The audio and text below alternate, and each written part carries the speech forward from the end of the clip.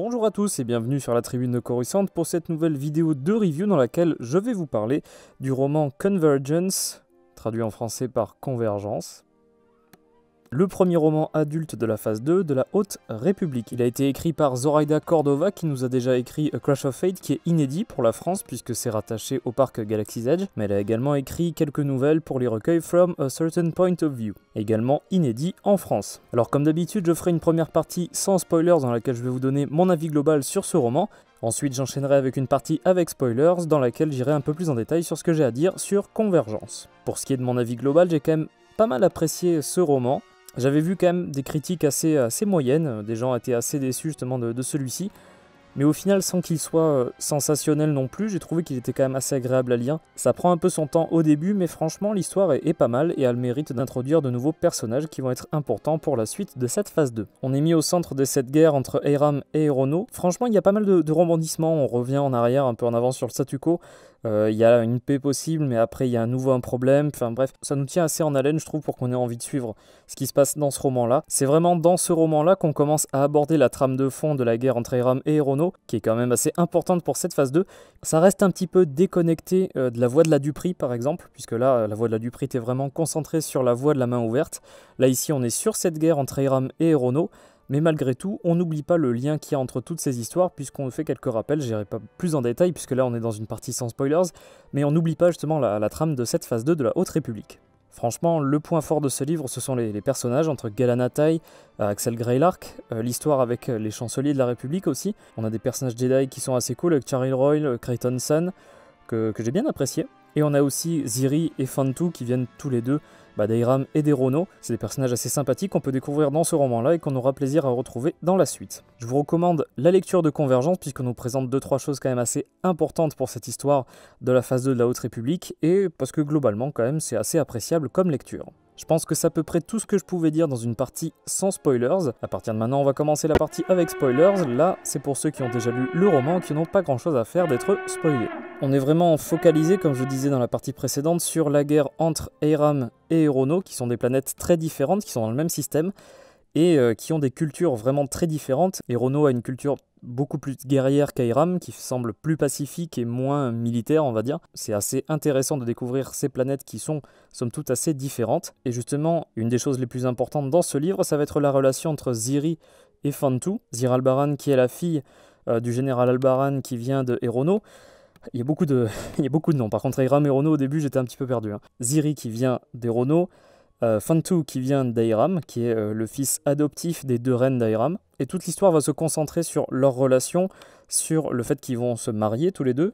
Ça va être un symbole justement de la paix qui est possible entre Eiram et Erono, et j'avais trouvé ça assez sympathique dans une espèce de Roméo et Juliette. À cela viennent s'ajouter les Jedi qui sont là pour les protéger. On découvre aussi le fils de la chancelière Greylark qui s'appelle Axel Greylark, qui est quand même un personnage assez trouble et assez intéressant, j'ai trouvé. Puisque là, alors attention, on est dans la partie avec spoilers, donc j'y vais, il n'y a pas de souci normalement.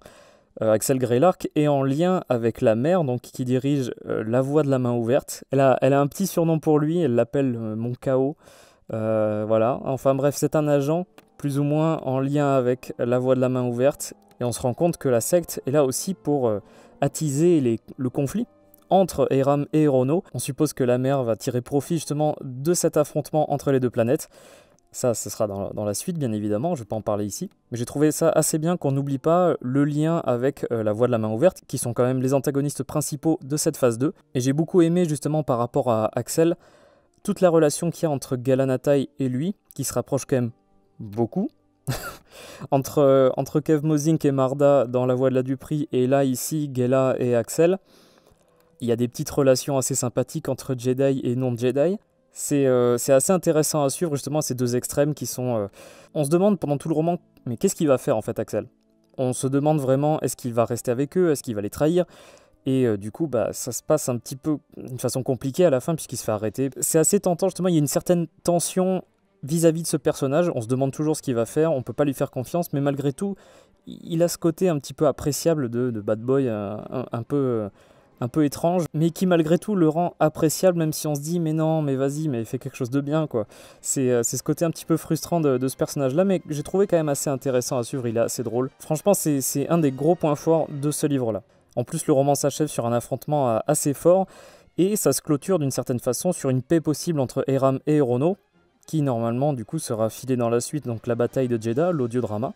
Mais on voit bien justement, encore une fois, tout le travail pour lier toutes les œuvres de la Haute République, c'est très bien travaillé je trouve. On passe d'une œuvre à l'autre, du comics, du roman junior, du roman adulte, du roman jeune adulte. Franchement, tout s'enchaîne d'une façon assez naturelle et intéressante. Quand on suit justement toutes les œuvres et qu'on les lit dans l'ordre de lecture conseillé, c'est une expérience assez intéressante et qui, encore une fois, je trouve, prouve que la phase 2 est quand même assez intéressante. Comme je le disais dans ma review de La Voix de la Duperie, j'étais un petit peu frustré du fait qu'on n'avait pas pouvoir poursuivre ce qui s'était passé dans la phase 1, puisque la phase 2 revenait en arrière. Et au final, les histoires qui nous sont présentées ici sont suffisamment intéressantes, je trouve, pour qu'on s'attarde sur ces événements de la phase 2. Là, actuellement, je suis en train de finir Path of Vengeance, donc La Voie de la Vengeance. Je suppose que ça s'appellera comme ça en français. J'ai quasiment lu toute la phase 2 et je trouve que ça vaut quand même le coup d'être revenu en arrière. Donc voilà, je pense que vous avez compris. J'ai globalement apprécié Convergence. En tout cas, j'espère que cette vidéo de review vous aura plu. Si c'est le cas, n'hésitez pas à laisser un like, n'hésitez pas à commenter pour donner votre avis sur ce roman. On se retrouvera très vite pour différentes reviews de la Haute République, mais pas uniquement, j'ai quelques reviews de prévues qui sont en rapport avec une série qui va sortir dans pas très longtemps, mais je vous en parlerai très vite. A très bientôt, et que la force soit avec vous.